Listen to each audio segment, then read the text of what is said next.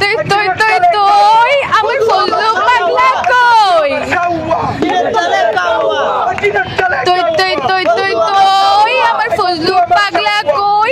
আমরা তোমার বাসার নিচে অভিনয় করতে বসে আছি, অভিনয়টা কষ্ট করে দেখে যাবেন না? এত কষ্ট করে অভিনয় প্রেজেন্ট করে উত্তরা থেকে নিয়ে আসি।